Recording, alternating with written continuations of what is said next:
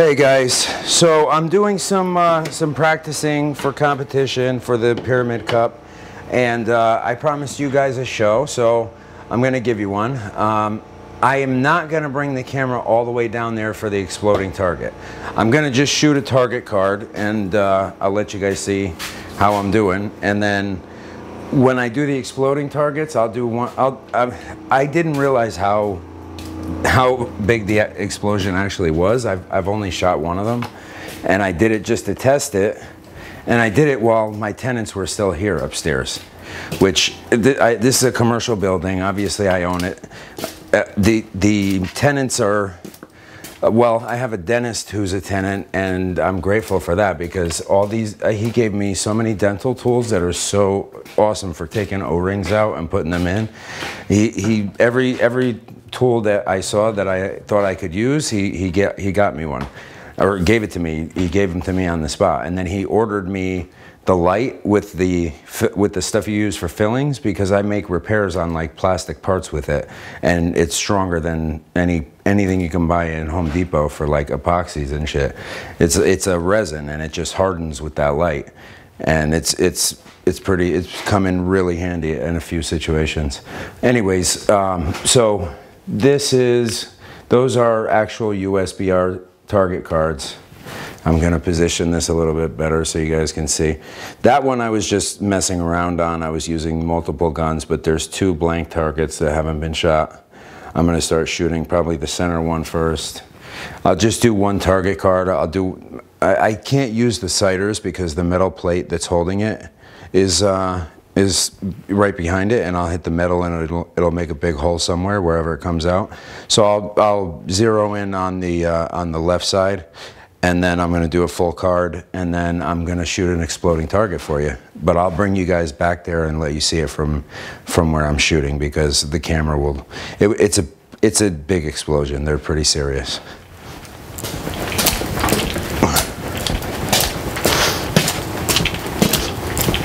So aside from that, the Ed gun, I did receive it. That I'm building. I'm wearing the shirt that Wolfie Group sent me with with the gun. So I'm going to I'm not gonna go into detail, but I'm not gonna really shoot the gun either, because I'm not keeping it.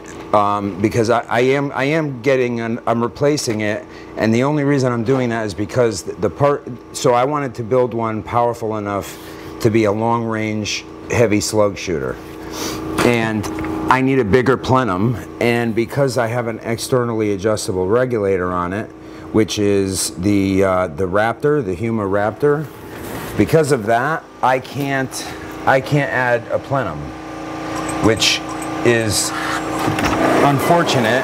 Excuse me a second.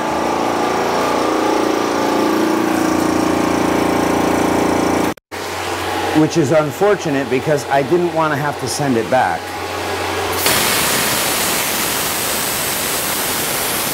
Sorry, that's obviously my compressor. Actually, I'm going to leave the cooler on for a minute. So it's unfortunate because I didn't want to have to send it back. But in order for me to finish building it the way I want to, I need to be able to get the right parts, and they don't sell the plenum. They don't sell the plenum from the 9mm in anything but the 9mm, which I saw the power plenum for sale separately when I bought the Ed gun, and I got it in the caliber I wanted, which was 25, and I can't use it, unfortunately. I can't use the plenum. I can only use the plenum that's in there. But it's still the same externally adjustable regulator, the Huma one, on the 9mm. But the thing is, they won't sell that by itself. So because of that fact alone, I'm exchanging it for a 9mm. But the 9mm, I'm also buying the 25 caliber barrel, 3 25 caliber magazines, because that's actually what I wanted. I just wanted to be able to do it the way I wanted. So I'm doing it with the 130cc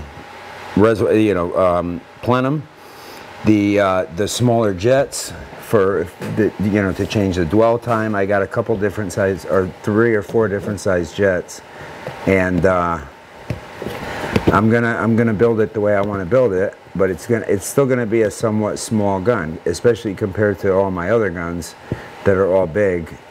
This is gonna be a, you know, a truck gun, so to speak.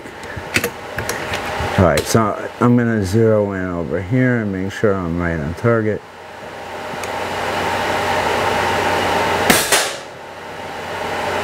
Where the hell did that go? I guess I'm not on target. Maybe that wasn't.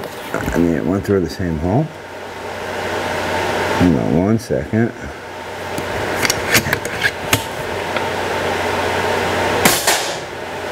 Oh no, I'm way low. I got a lot of air in there, and it's shooting. I gotta adjust the spring.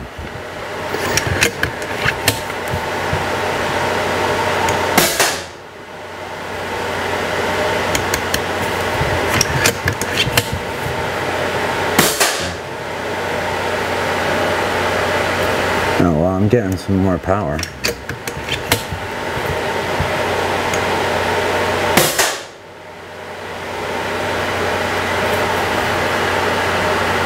.811.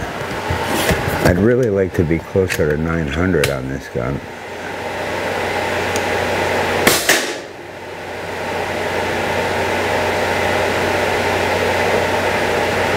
Oh yeah, that was definitely the plateau right there.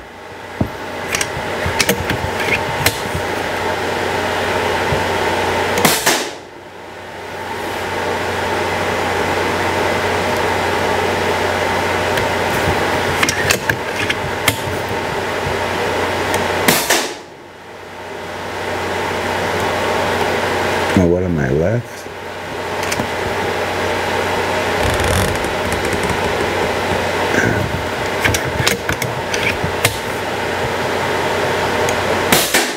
Yep. This way left. Alright, 806 twice in a row. So I guess I'm going to be shooting these about 800. I don't really want to do the pin probe with pellets. I have the pellet probing here right now, and I just had to change a bunch of internal parts because it was leaking out of the barrel, and I had to deal with FX. They sent me out the parts twice because once they weren't, like, I got a part that was 40 thousandths of an inch off. The valve rod was 40 thousandths, and then I asked them about that because I don't think they expected me to measure it. And they said that they sent me an MK1 valve rod, which I don't have an MK1 and I've never had one, so I don't know if that's true, but hopefully it is, because I would like to think that they wouldn't send me a part that far off.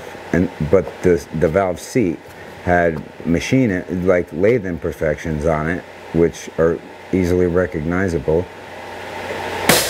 and they sent me another one, and that one was absolutely perfect, because I had gotten a call from the CEO of FX USA and all that, and after that he was like, what do I need to do to resolve this? What do you need? And I was like, well, I need A, B, and C. And he said one thing for the impact and a couple things for the crown, the valve seat, and the valve stem.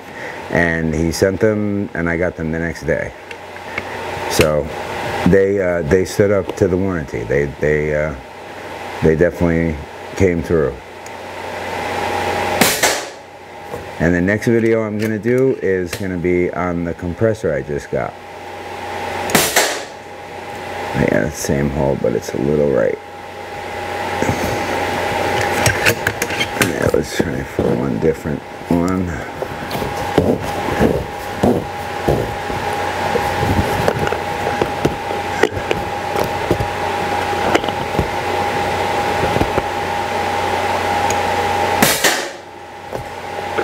Now it's a little left and high.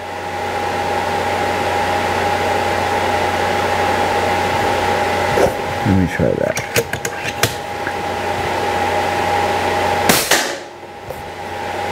That was me. All right, I'm ready. Start the card. All right, so I'm gonna start on the top left. So yeah, Pyramid did very well by me as far as the compressor. I had bought a Hill compressor from them in December of last year, so not all that long ago. And it was under warranty, obviously. And I after telling them that I'm mostly filling bottles and then filling the guns from the bottles, excuse me. Fuck, it's still high. After telling them that, they were like, you probably should have got a water cooled. And I didn't know that the Hill was, it has that silicone reservoir, and I thought that was a way to cool it, but I guess it's just a way to lubricate it. There we go. I guess it's just a way to lubricate it. So that had 130 hours on it and stopped building pressure, which I was overusing it. I think when I told them I was going to fill that bottle, I didn't think they were thinking I had 3 of them that I was going to fill back to back all the time. So now the Air Venturi, I got the 220 volt, and it's a little louder. That's the only negative. You can hear I just had to come and shut the cooling system off. So it's actually a big fan, so it's air cooled and water cooled. And you put distilled water inside the enclosure, which I'm going to do a review on it because it's a great air compressor. I mean, I haven't seen anything fill my tanks that fast. Any other compressor that I've had, which I've had a couple of the cheap Amazon Chinese ones. Excuse me, actually like 4, because 2 of them broke and had to be replaced. And then one I just ended up returning, and I kept one just for it to go one. And then I got one of the water-cooled ones from there. You know, not the Yonghang or whatever, it's, I forget the name. It's a, this gun's a little more accurate than this. I usually am like dead center.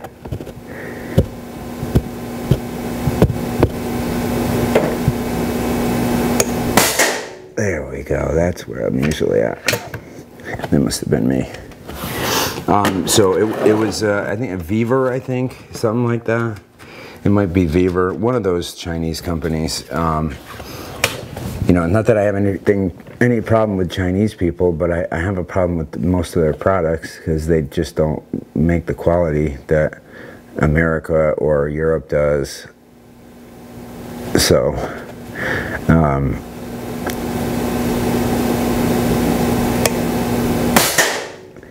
Hill was from England, which is, I expected a lot out of that, and I got a lot out of it. It honestly kept up with apparently more than it was rated for, which I didn't know, for a long time, for 7 months.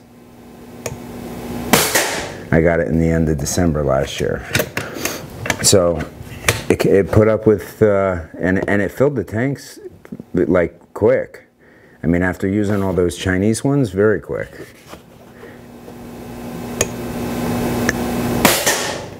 Shit.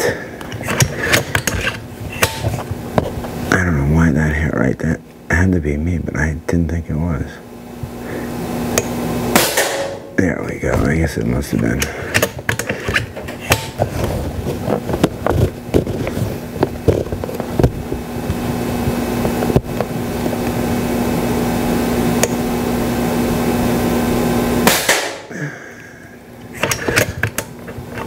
See, even that shot counts as a 10 because it broke into the 10.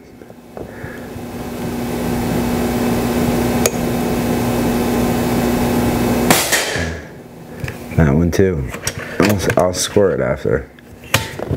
But I'm going to shoot some exploding shit first. And then I have the exploding pellets that are in .22 caliber, so I'll use my impact.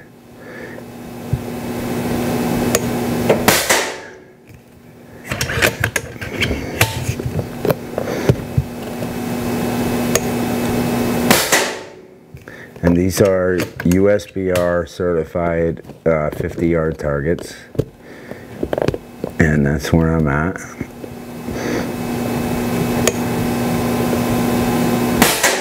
Oh, shit. I'm not low on air, I got it tethered.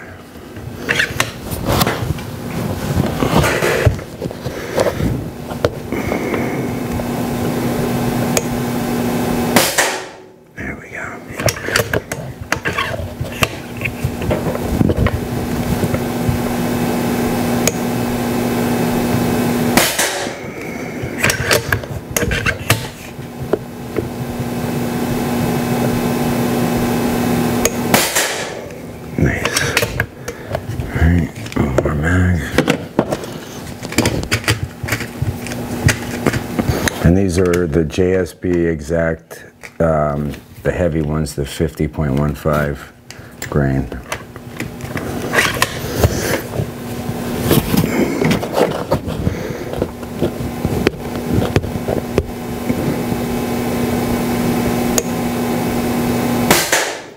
I'll tell you what, I'm adjusting more by the ultra pod in the back from stud mag loaders than I am by the bipod in the front, which I love the bipod in the front. Obviously I couldn't say anything bad about it, I'd be lying. It's a great bipod, but the ultra pod is a damn good invention, and it's really helping out.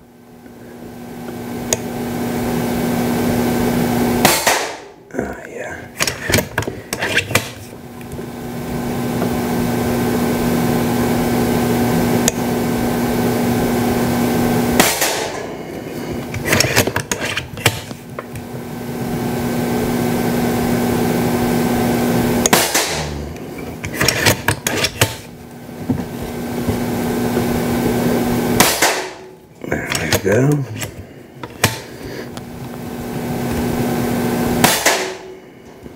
Okay, so there's a full card,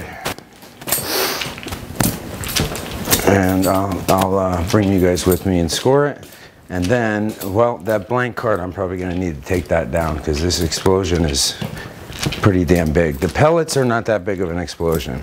They do explode. They're kind of like the jumping jack things that you throw on the ground and they pop. There's something similar to that when they hit. All right, we'll score this. And well, I'll leave it. I don't think it'll blow up. I don't think it'll, whatever, catch on fire or whatever. So, yeah, I haven't been putting too many videos up lately because I've been busy. I think I mentioned in an earlier, I don't know who watches a lot of the videos or who doesn't.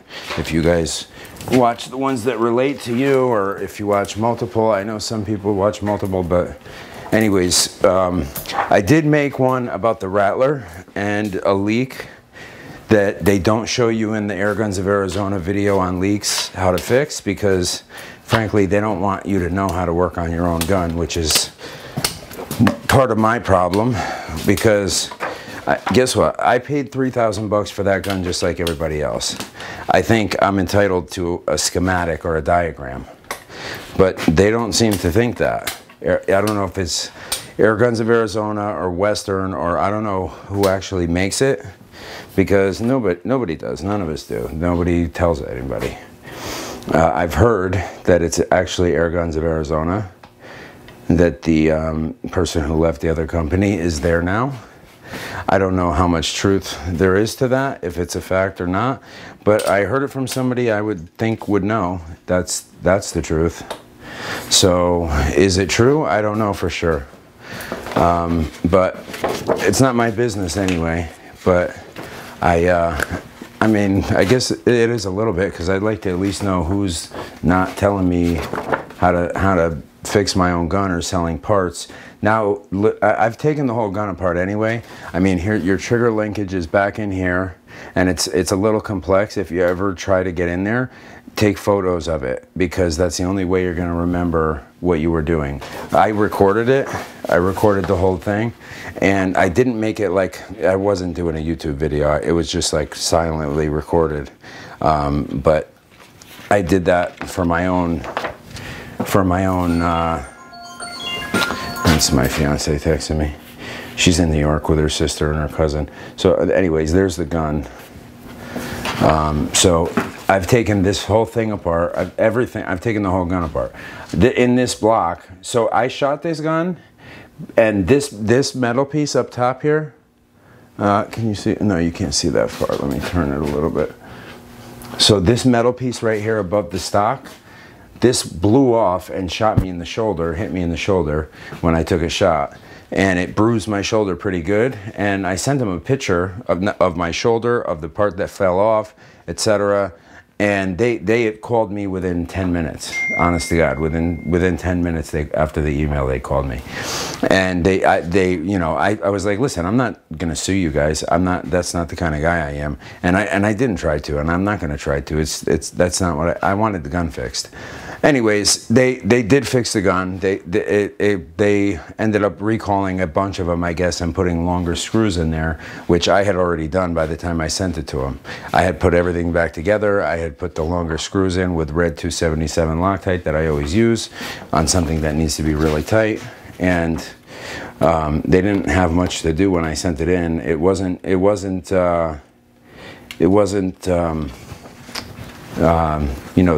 cylinder wasn't rotating properly. So they got that working, and I got it back in like, I don't know, 2.5, 3 weeks. So I was pretty happy with that. So I'm gonna score the card. I'll show you guys how I'm doing it. And this is how they do it. They use a 35 caliber projectile. So let me get one. And they use that in your hole and figure out where you hit. So my hit was probably there. So that's a 9. That's gonna get into the 9. And then this is obviously a 10. I don't even need the bullet. It already went right through the whole 10. The second one.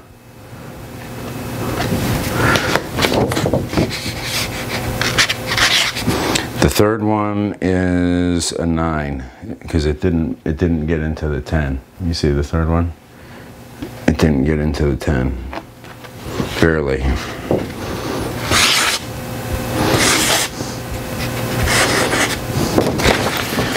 Right this way I can actually see my handwriting normal. Okay, and then this one, so you guys can see right here, that actually gets into the 10. That's a 10 also. But that's how they score it. They use a 35 caliber in case anybody shoots 357, because you can get bolt action 357s. So that one gets into that one. That's borderline. I'm gonna say 9.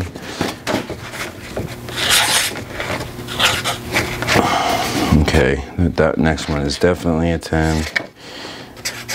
I think this card might be better than my last one. This next one is an 8. That next one, that's definitely a 10. That's definitely a 10. That's definitely a 10. That's also a 10. Well, actually, that kind of like ripped the 10. That's probably that's actually, let's say a 9. And okay, that's definitely a 10. That's a 10. That's a 9. That one is a 9 as well. This is, that's borderline, but we'll say 9. Trying to be more conservative. That's a definite 10. That's center of center. So is that. So is that. Well, that one was shitty, wasn't it? That's really a 7/8. I'm gonna say 7 because I'm gonna be more critical of myself than probably they will be. This is a 10. This is a, oh, say 9 on that one. That's a definite 10.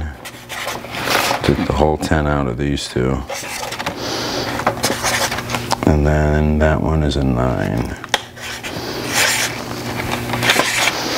Okay, so let's score the card. I'll add all these up, and then I'll show you how I did on that. You know, this is a 10 millimeter to 18 millimeter lens, and it doesn't seem to get wide enough for me. All right, so well, you can see the most of it and see which ones I scored and how I scored them. And the reason I scored them that way, I just showed you. So we got 9, 10, 9, 10, 9, 10, 8, 10, another 20, 2 10s, oops, 3 9s, and 3 10s, 9, 7, 1, 2, 3 10s, oops, 3 10s and 2 9s, 236. So this card was a 236. That's not bad. If I get that on one of the bench rests in the competition, I'll be all right with that. I mean, I can do better. I've done better, but it's a good score. So, anyways, so this is the Ed gun that I have now. This is gonna get sent back to Wolfie Group, but it's a badass little gun. I mean, I am getting it up to higher power levels than they advertise, but I do have the Raptor regulator in it already. So that probably is a big part of why. But let me just show you why I'm exchanging it. Because they won't sell me this plenum, which is the top part over the barrel, over the bottle. So you see this right here, that seam? That's as far as it goes. The other one, it's the whole thing. And it's actually even longer because this is a 350 and this is going to be a 480 or a 470 on the new one. And obviously I changed the grip. I put my Ergo grip on there. I'm going to take that off and put the original one back on, take my manometer off. So I got the, this one comes with a Weka gauge or an Ed gun gauge on the back. And the 9mm actually comes with a digital Ed gun gauge, and I ordered a second digital Ed gun gauge for the regulated pressure. And then I ordered 3 25 caliber magazines and a 25 caliber barrel. I don't know how much I'm going to use the 35 caliber barrel. Probably not much, but I will have it if I wanted to. And then I'm not really shooting this anymore since I'm sending it back, because I don't want to, you know, I don't want to send it back any more used than it had to be to find out that I can't make it the gun I want. And you know, I'm spending about $5,000 in the end after all the parts I'm adding to it. But for $5,000, I want to be able to build the gun I want. You know, and I want a compact gun that is capable of making long range shots with the grain weight that I use for 25 caliber, which is 48 to 50 grain. And if it can shoot 80 grain 35 caliber up to, like, you know, they're shooting it at, I think they got it up to like 900 feet a second. So if they're shooting that grain weight at that speed, I'll have no problem getting to 1050 to 1100, which is where I want to be. I want to be just short of transonic. I don't want to be supersonic. I don't want to be transonic. I want to be just short, 1050. I don't want to be maxed out at 1050 though. I want to be able to get to 1100 or so, or more. But sorry about that, the stupid 30-minute thing. Anyways, I don't want to be maxed out when I get to 1050. And I'll tell you something about the Behemoth suppressor. You can't see it. I'm going to turn you a little bit. So this suppressor is the one and only suppressor I have gotten from anywhere other than Impulse, because their bigger moderator I haven't modified at all. But I have not and do not intend to modify. I got the exact same setup on the 35, the Picatinny with the Behemoth quick disconnect, and I am not going to modify it at all because they made this so well. I don't need to. This is the quietest suppressor. It's quieter than mine, and you guys have seen what I did for mine. So look at the inside. Now you see there's all holes. But that's actually thick steel. That's not like scrap tiny sheet metal or aluminum. That's like 1/8 inch thick steel. But there's holes, so many holes in it. It's almost like screening. And then this is like thin layers. They're made in Russia, right? So this is like what they use in those heavy Russian wool coats, and it's wrapped in a tight circle around it. It's made extremely well. It's made extremely well, impressively well. Frankly, it's honestly impressive. This is a very good silencer. It's a very well made silencer, and they're charging what they're charging for it because you get what you pay for, and that's why I'm very interested in the gun. The only thing I don't like about this gun, the only thing, is the shot count. I mean the magazine size. The shot count can actually be very high when you like higher than most American guns or Swedish guns or whatever, FX guns or Western Rattler. That thing is such an air hog. It's incredible. But this can be actually a very, very efficient gun, but not with the power that I'm trying to get out of it. So that's why I got the bigger bottle. That's why I got the bottle in the first place.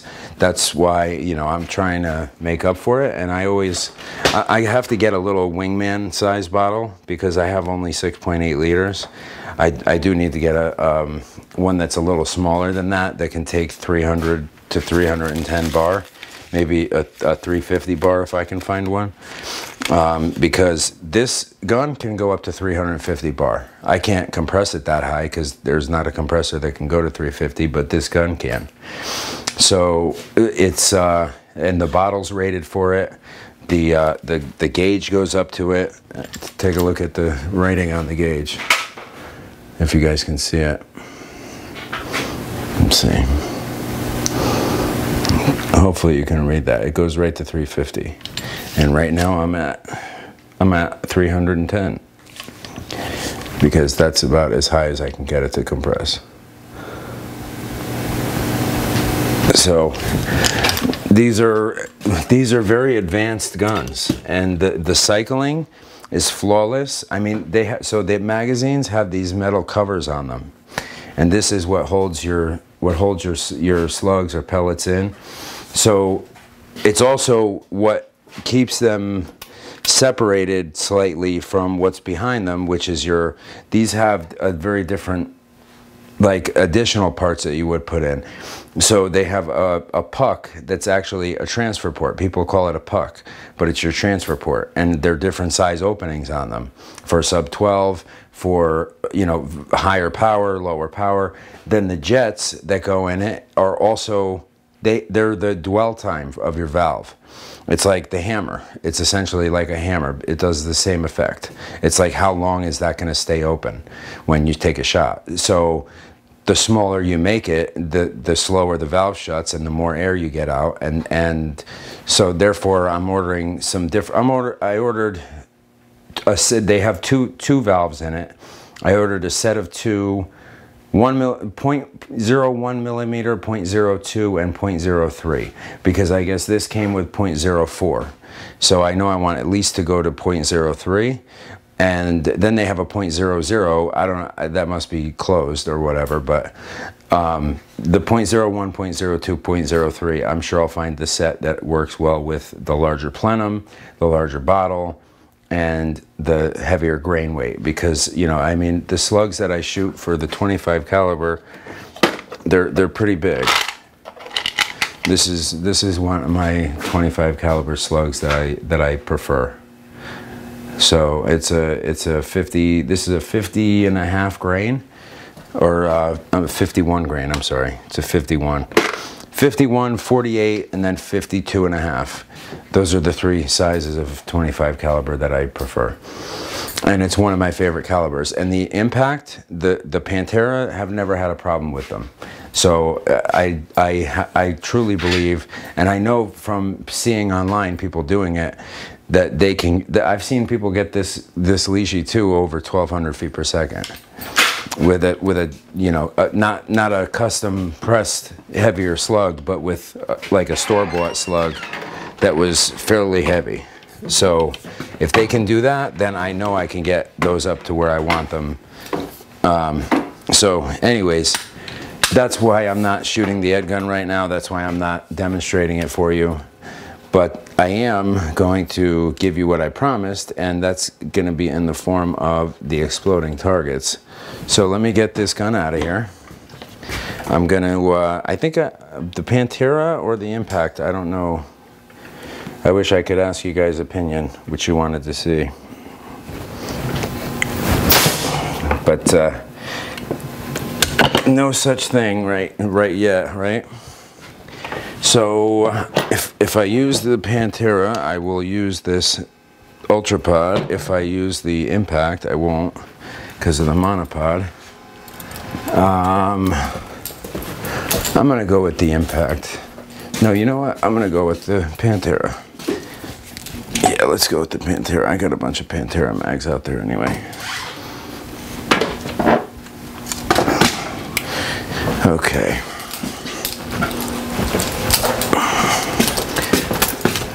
Now I'm gonna just take a couple quick shots, make sure this is zeroed as well as I can. Yeah, this has the Zeiss on it too. This is another unbelievable scope.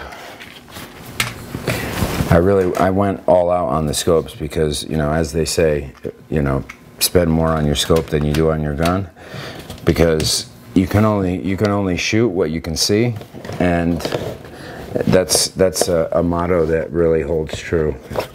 I mean, if you can't see it, how are you gonna shoot it?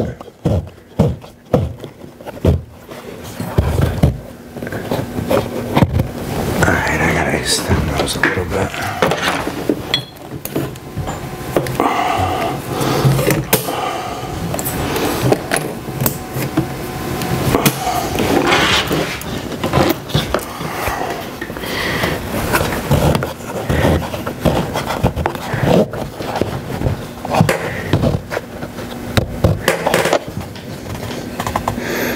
Honestly, I think I'm going to put this Zeiss on my bench rest gun because I need the accuracy on it, and the XTR3 always did good on this gun. Alright. I'm a little high. That's at 985 feet a second. That's actually usually faster.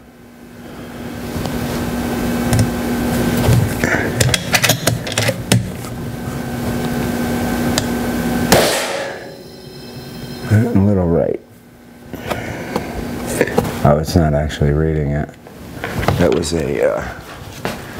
a past speed. The light is tilted.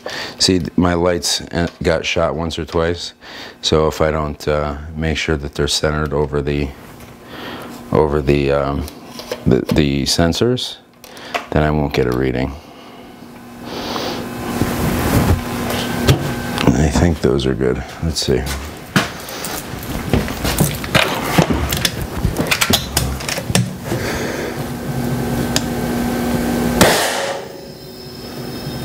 Nope, no reading. I might have to get the FX chrono out. Crony. Alright, let's see.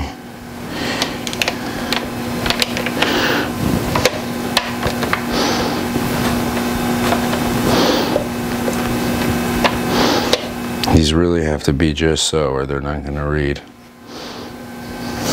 Okay.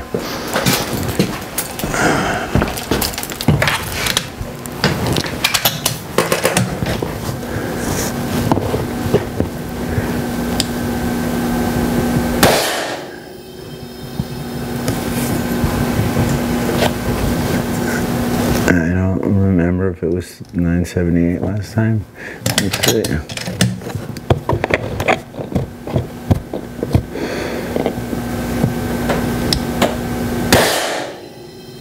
Still a little bit higher, 977. Okay, so it's reading it.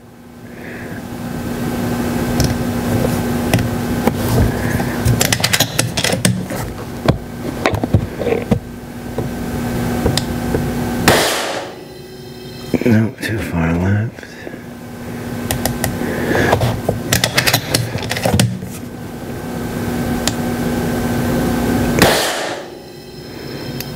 One click too far.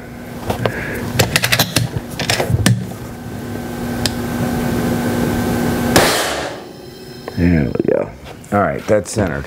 All right, so I'm going to put, it's not reading the fucking speed. It read it once.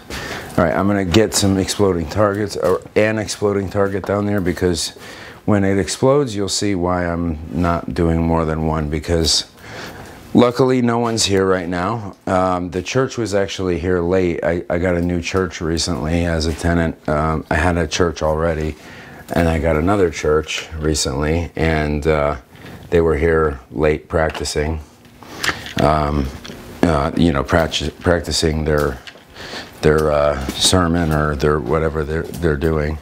Oh, so I do need to use the impact for this exploding ammo, which is why I was going to use it. But I forgot about that, so I'll shoot the target with this, and then I'll switch to the impact and show you the exploding ammo. So let me see what you can see over here and adjust this so you can see downrange. All right, make sure I'm not going to hit this camera. Actually, I'm going to put you outside the door so I can put you off to the side a little bit so I don't shoot my camera.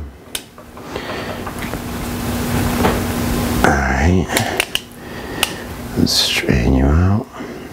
So I'm going to glue it right to that gong in the middle, which is what I did last time, and that made it incredibly loud.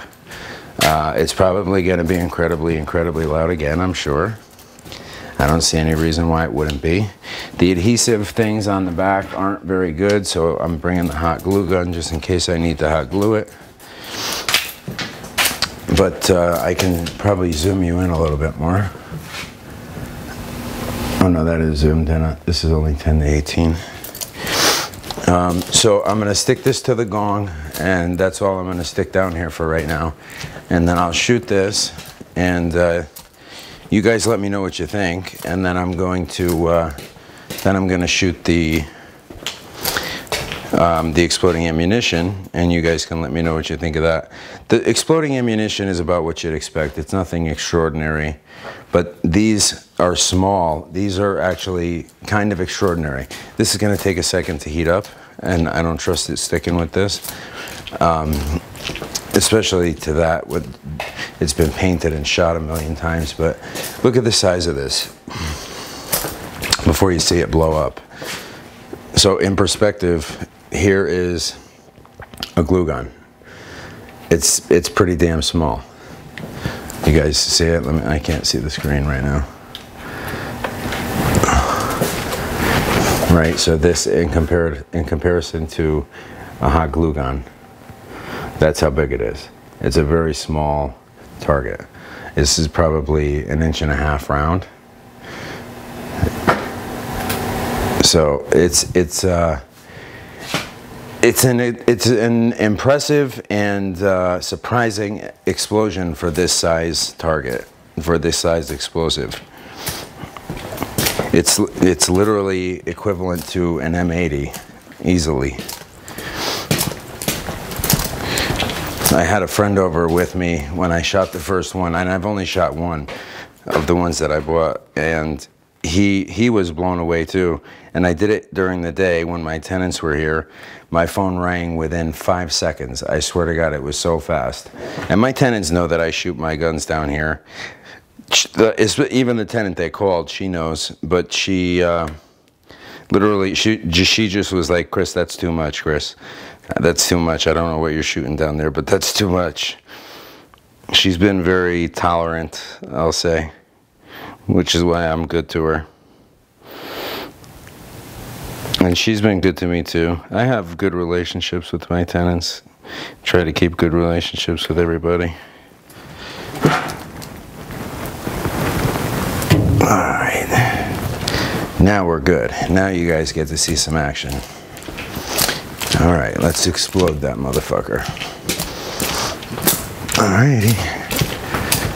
Alright guys, ready? I'm just gonna go ahead and take a shot and blow it up so you can see it. Let me do this so I can see what you're seeing. There we go. You'll see it. It's right on the gong.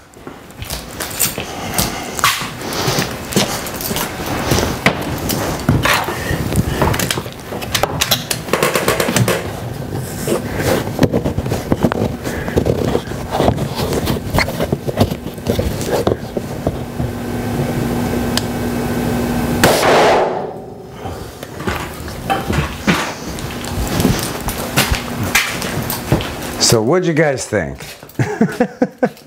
It's a pretty serious explosion. I mean, I was really surprised the first time I saw that. Honestly, I was genuinely surprised that it was that big.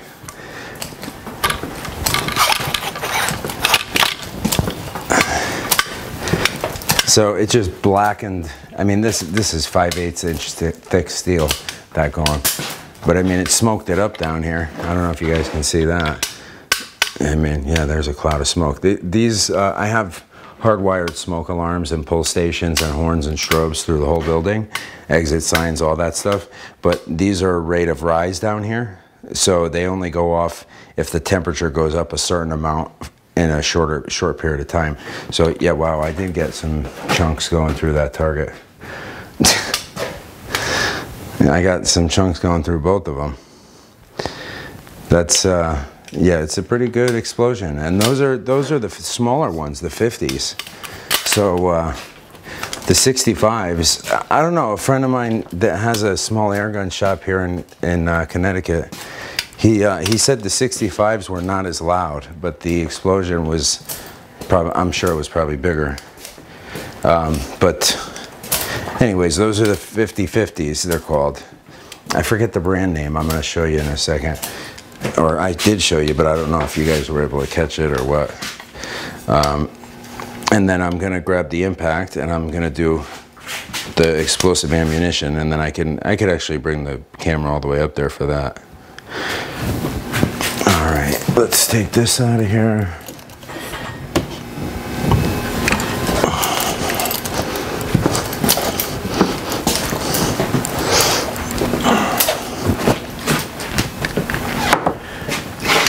Put this up on the wall for now. So all my shelf space is taken up over here.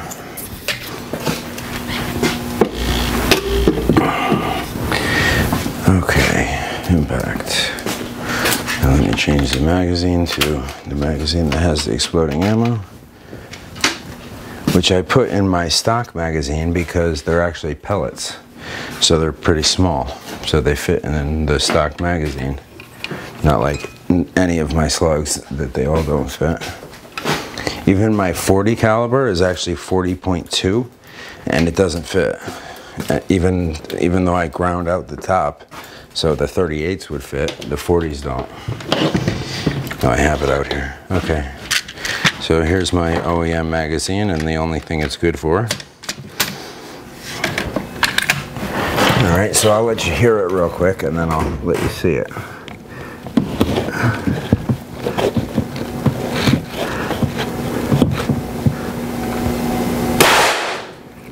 Yeah, see, they're way off though, because I'm also breaking the sound barrier. Because this is, oh yeah, now it's reading 1,258 feet per second. So that's about what it takes to shoot That's how much energy the gun needs to have to shoot. That's for a 42 grain 25 caliber. I'm going to show you guys the speed. This is 22. It's a 22, and that's for a 42 grain slug. 41 and a half. I do 42. You can't really see it from over there, but I should have just Bluetoothed it, but there we go, 1258. That's how fast it shoots those little suckers. So that's basically how much energy I need the Ed gun to have, is my point, for it to shoot. Well, I need it to have more, actually, than the impact. So it's not gonna do that with that little plenum, and if it's shooting the higher weight, the higher weight 9mm, then I know it's gonna at least get to the 1050, 1100 I want to be at. It's probably not gonna get that high, but I mean, that gun right now, as it's set, that it just shot that at 1200 and some odd feet per second, it only shoots around 1050 with my 42 grain slugs. So, you know, that's how much speed you lose with projectile weight. The weight of those are very, very light. They're probably, I don't know, like, I'll weigh them, but I think they're like 20 or 25 grain. So like less than half. Or no, roughly half.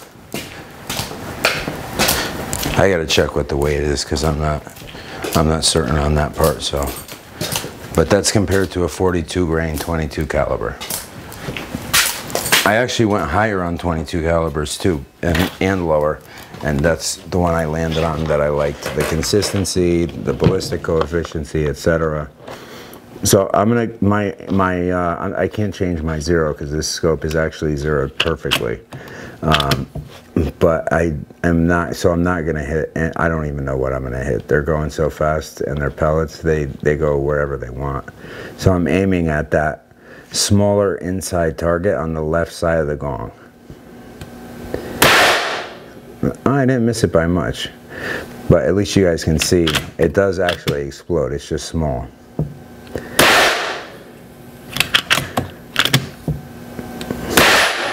There we go. Got it. I'm gonna go for the big one, like we're skipping one target to the left.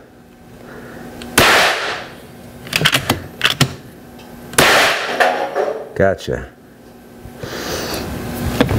Let's go for the goat underneath, the next row down. Oh, poor goat. The little piggy all the way on the left, right, just one target in.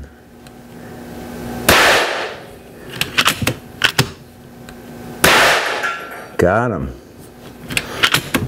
All right, the inside bigger target. Next one to the left. Next one.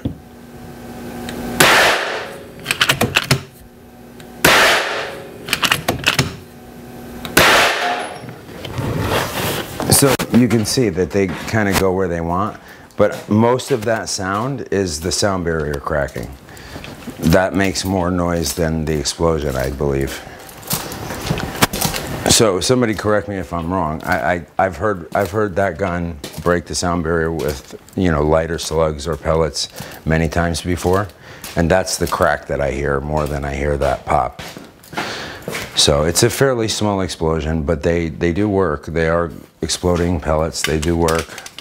They work well. They explode every time. They don't explode loading or putting or whatever anywhere else that's going to hurt you. So they do their thing. They do what they're supposed to do. So that's about it. I just wanted to show you guys the exploding pellets. The upcoming Ed gun, that's going to be, hopefully, my first one had a lot of issues in customs. So it took me a while to get. It was a one-day shipment, and it took over a week. So hopefully this this new one, the 9mm, doesn't take quite as long. I think because this gun actually looks more like a real gun because the stock is off of it when you get it, so there's no bottle to see. So you know, like if somebody were to open that box in customs, they're gonna see this, like, you know, with this off, and this comes right off.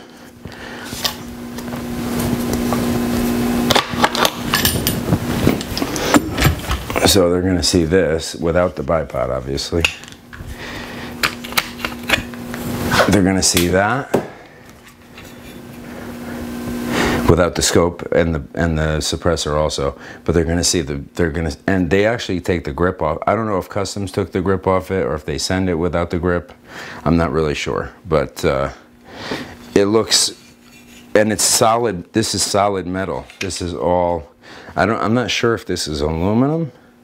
The block, the center part, it's got like a rubberish plastic over the bottom part of it, but it's solid metal underneath. You can see that. It's got, or maybe it's 6061. It could be 6061 aluminum. But there's all steel parts going through it. Even this part that the magazine goes up to, those are all toolbox steel for sure. And that's where your swing connection is for the back stock.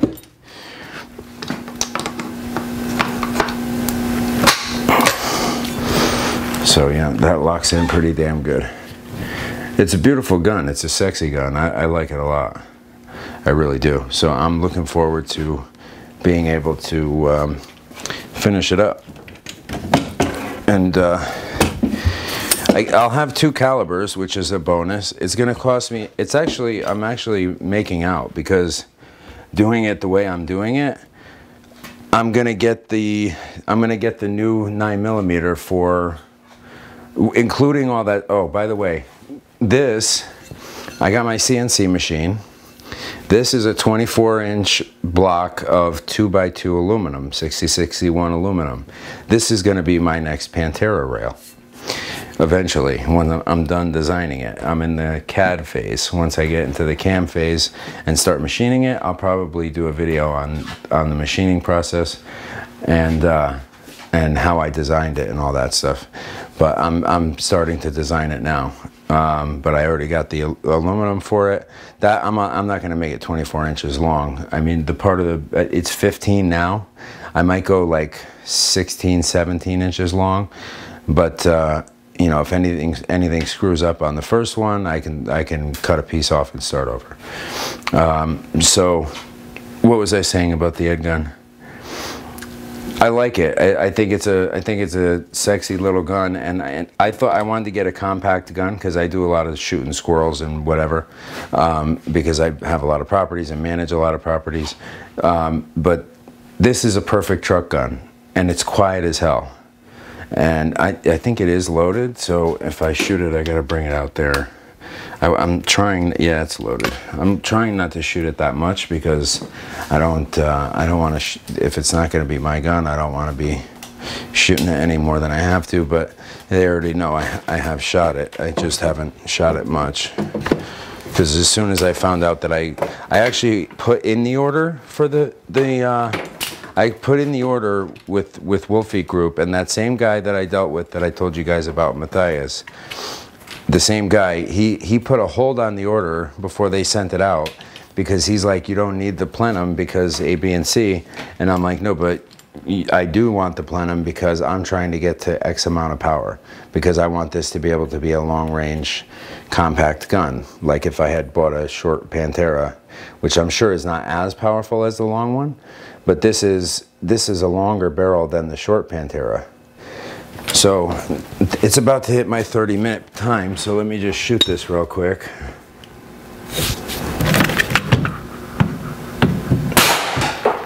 You see how quiet that is? And that was, I didn't read it, but it was probably around 930 feet per second because that's where I've been. It was about 930. And that's pretty well maxed out. That's with the regulator a little over 200 bar. And, you know, the efficiency is not very good. it's not that bad. It's not nearly as bad as the other high power guns I have, but I want to get it the way I want to get it, and I'm paying $5 grand for it. I think that's the least that I should be able to do is, you know, get the gun I want the way I want it. Anyway, I'm sorry about that. I really do have to take a minute and figure out how to stop that from stopping recording and just get it to do one video, even when it's a little bit longer video. So anyways, I'm sorry if I'm boring you guys, but I feel like when you spend $5 grand on a gun and parts, you should at least be able to build it the way you want to build it. And that's the way I want to build it. I want to build it. I don't want to go with a 600 millimeter barrel because my Crown has a 600 millimeter barrel. It's not all that short. And then you put that Behemoth silencer on it.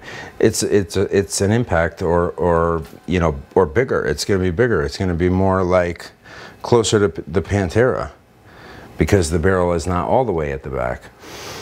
So unfortunately, that's the way I had to do it. I hate to do that, is like send stuff back to people and have to exchange it after it's been opened. I don't like to do that, but this is just one of those situations where they won't sell me the part, and this is the only way to get it. And they know about it. I already talked to them about it before I did it, so it's not like I'm requesting a return and not talking to the guy. I did email back and forth with them a lot, and they know exactly why I'm doing it, and they can't sell me the part, and they understand. So anyways, I appreciate you guys' time, and the other stuff I want to get back to you guys with in videos, I'm going to do one more. I want to tell you guys about this compressor that I got because it's impressive, and I don't know why a lot of people are not buying the 220 volt air venturi. They're buying the 110 volt. It's really 120 and 240, but anyways, I don't know why people are not buying the, I don't know why nobody's buying the 240, because it is so much faster and so much more powerful. And there's a internal, like, enclosed water cooling system.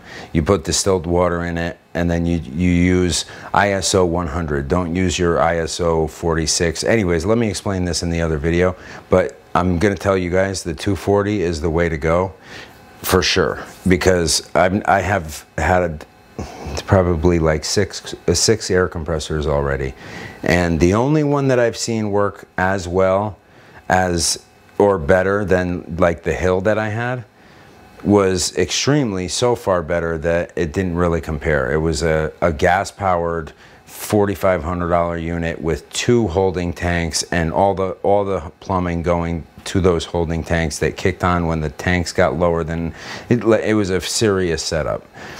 And they were like my welding tank size. You know, it was a serious setup. And that was at the competition. The guys from Northeast had that set up for, you know, to fill everybody's tanks, or everybody's guns and tanks. So it's for the price that it is. And Pyramid did so right by me. They charged me the difference between my original purchase and this compressor today. So $106 difference, because I paid just over $1,200. It was $11.99, whatever, something like that. I paid $12, whatever, and then they did the tax after the $12.99 that this is selling for, and it was $106 difference. I paid $106, you know, plus my warranty repair that I would have gotten. But they'll sell the Hill faster. But whoever's not buying the 220 is not realizing that they really should, because it's going to fill your stuff faster. It's going to be more efficient. It needs that extra power. Everything I have that's powerful, my multi-process welder, I actually just got a $5,000 TIG welder, a Miller, for $2,500 from a local pawn shop, brand new, in the box, never used. I just registered the warranty.